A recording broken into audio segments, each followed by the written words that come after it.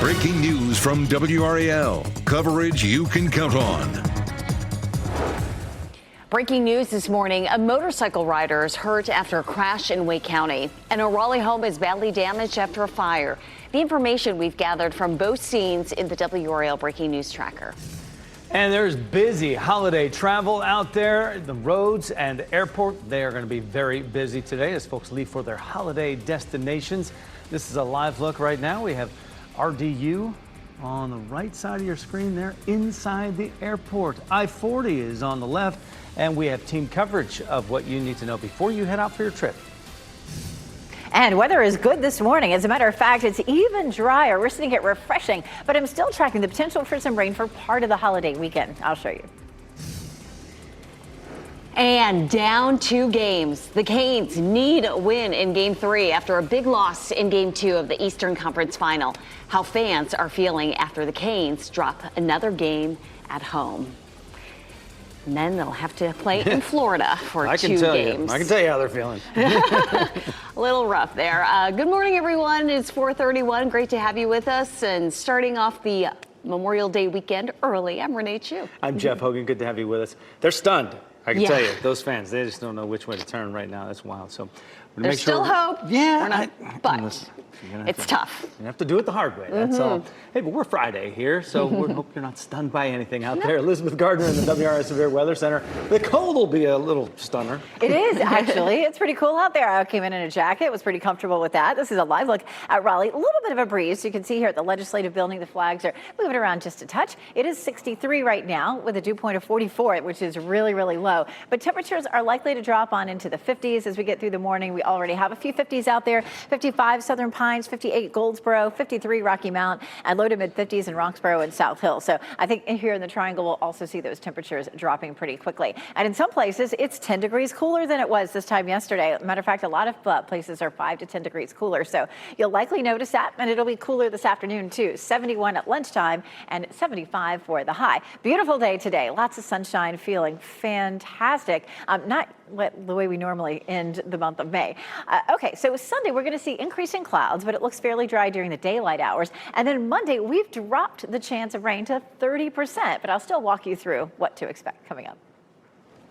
Elizabeth, thanks. A 19-year-old woman was taken to the hospital after a motorcycle crash in Raleigh. The WRAL Breaking News Tracker was there on scene on Carpenter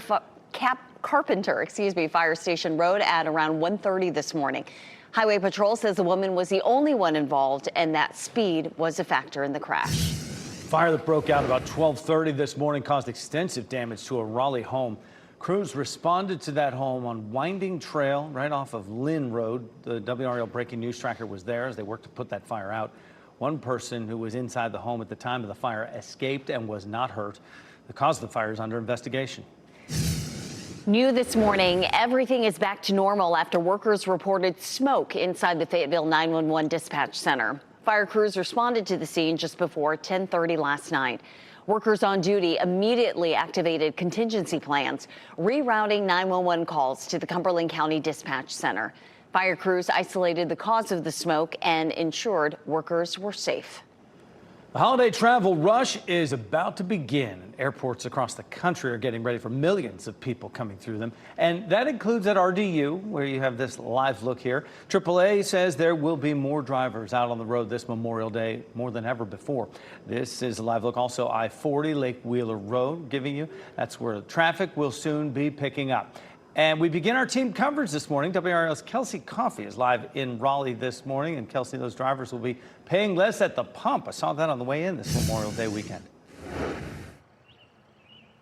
Yes, Jeff, we are seeing the lowest Memorial Day weekend gas prices since 2021, according to Gas Buddy. So let's check out these gas prices here this morning at the Exxon and BP on Gorman Street. We're at $2.99 a gallon. This morning, gas prices here in North Carolina are below the national average. New numbers released from AAA in the last 30 minutes show the average price of gas today in our state is $2.88 a gallon. It was $3.36 cents a gallon this same time last year. Gas prices were at the highest in June 2022, averaging $4.66 a gallon. Patrick DeHaan with Gas Buddy recommends tracking gas prices in different areas along your road trip. Neighboring states may have even lower prices. Using an app like Google Maps or Gas Buddy or Waze can show you the low prices, especially if you're heading out of the state. If you're heading across the state line into South Carolina, you're going to want to wait to fill your tank up. Gas prices a bit lower in South Carolina. They're also about 15 cents lower in Tennessee. If you want to find the cheapest gas prices here in our area, go to WRAL.com and search Fuel Tracker. Kelsey Coffey, WRAL News, live in Raleigh. It is going to be busy at airports, where it's the first major holiday travel weekend since travelers have been required to use a real ID. WRAL's Ali Kadlubar is live at RDU this morning. And Ali, a lot of activity behind you. Clearly, we're not the only ones up this early. Yes, absolutely. It's kind of a comforting feeling. But yeah, you can see a lot of activity right here at RDU. We can see that Real ID, it appears to not be having too much of a problem here. As you can see, things are flowing smoothly. Now, we do know that RDU tells us during the first 2 weeks that the new requirement has been in place, a little more than half of passengers have used a Real ID. About 30% of travelers used their passport, and 10% provided another form of acceptable ID. TSA does expect a minor increase in passenger traffic, so we could be seeing a lot more travelers come in throughout the day, throughout the weekend. We do see a few delays. I see one to San Francisco right now. Just be sure to get here early and, of course, have a Real ID or acceptable form of ID. Reporting at RDU, Ali Kadlubar, WRAL News. Investigators are working to catch the person responsible for a string of break-ins at businesses along I-95. Take a look at this security video. In it, you can see the masked man stealing from the cash drawer of Stacy's Country Kitchen. When the security video was posted online, other business owners came forward sharing their own break-in stories. Over the last 2 weeks, at least 3 other businesses were targeted in the Harnett County area. A police chase in Raleigh ended when a car crashed into a home. This happened off Futura Lane on Barwell Road, and the WRAL Breaking News Tracker was there for this chaotic scene. Police say 5 people are in custody now, including 4 teenagers. The driver is being charged with fleeing to elude arrest. No one was home at the time. Carytown leaders have approved a motion to redevelop Waverly Place. People sharing their hopes and concerns about the redevelopment during last night's town council meeting. Among those in favor of the redevelopment were small business owners and land developers who welcomed the expansion in Cary. Others expressed concerns over accessibility and overcrowding. It's more than just inconvenience. It's a real disruption to the daily lives of residents who depend on this area being safe and manageable. The redevelopment would allow up to 750 multifamily units and 30,000 square feet of commercial space. It would also allow buildings up to 7 stories tall. The Carolina Hurricanes, a hole just got deeper. Game 2 right there last night. It's a tough one. The Eastern Conference Final against the Florida Panthers. They got shut out last night at the Lenovo Center. Panthers scored 3 times in the first period and went on to win 5-0. Canes fans we spoke with said they had hoped that the team would get a spark in Game 3 when they go to Florida.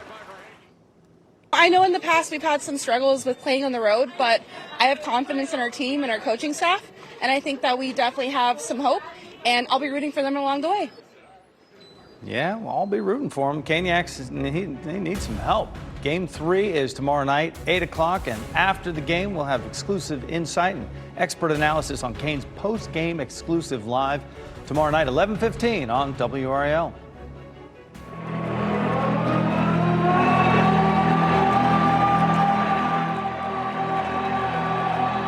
One bright spot during Game 2 at Lenovo Center, Deborah Morgan sounded the siren going into the 3rd period.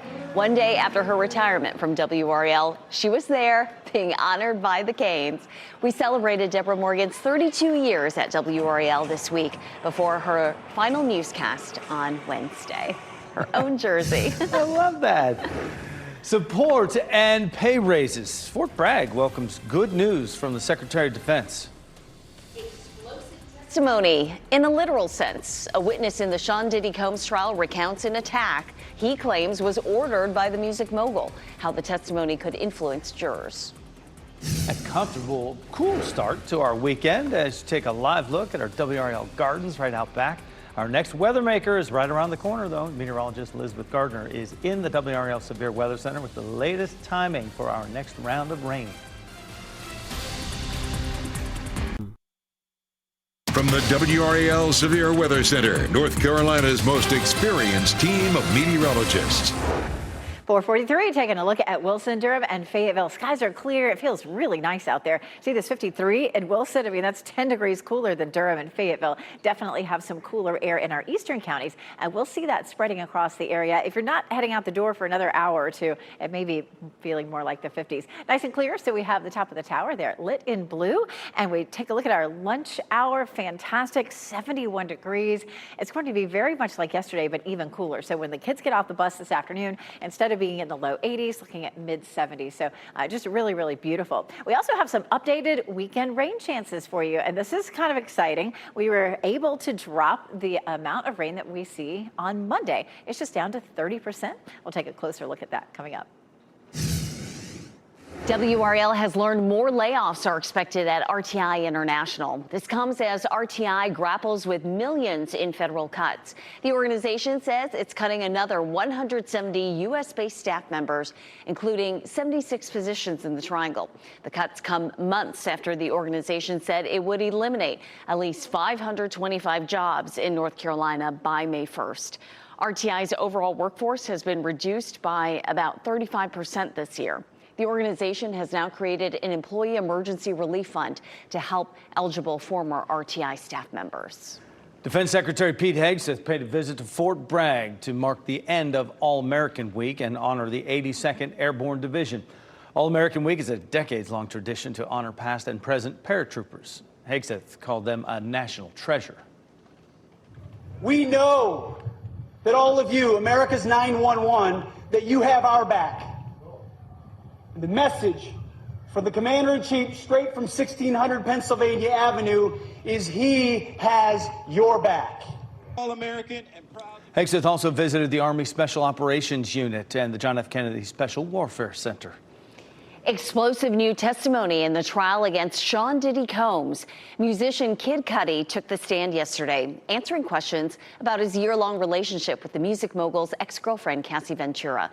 Cudi testified his relationship led to dangerous run-ins with Combs, including in 2012 when a Molotov cocktail exploded in his car. Cudi filed a police report at the time, but Combs was never charged. The testimony is a key part of the government's racketeering case against Combs. Arson of Cudi's vehicle could give credence to the charge. Just days after former President Biden shared his metastatic prostate cancer diagnosis, new research from Duke is giving hope to patients facing similar odds. Results of a long-term study released today show a treatment that is helping men live longer. WRAL health reporter Grace Haba shares how it has helped one North Carolina man defy the odds for more than a decade. That's me up at the top of the lighthouse. Time at their favorite spot on North Carolina's coast. This is our Diamond Lady. For Ed and Rennie Burgess, it's not just vacation. He loves to tell stories. It's time they never thought they'd have. I had increased PSA. Ed was diagnosed with stage 4 metastatic prostate cancer when he was 68. Surgery and radiation didn't work. My first reaction was, oh God, what have I done wrong? How long do I have to live? But 17 years later, he's still here, thanks to a Duke study combining hormone therapy and a drug called enzalutamide. I've been on it for about 8 years now, and my PSA remains about 0.01. For those behind the research, including Dr. Andrew Armstrong, you can see hardly any cancer cells are alive. Burgess's outcome is part of exciting new findings, offering hope of a longer life beyond diagnosis. The data we'll be presenting shows that enzalutamide plus regular hormonal therapy extends the lives of our patients by 30%. The ARCHES study found the treatment extended life expectancy from 4 to 7 years in patients with high-volume disease, with more than 75% of patients with low-volume disease living beyond 5 years. We didn't commonly see 5-year survival, 10, 20 years ago. And so this is a major landmark in the field. Giving grandfathers like Burgess more time. We've got life to live. And a lot more memories. Just never give up. In Durham, Grace Haba, WRAL News.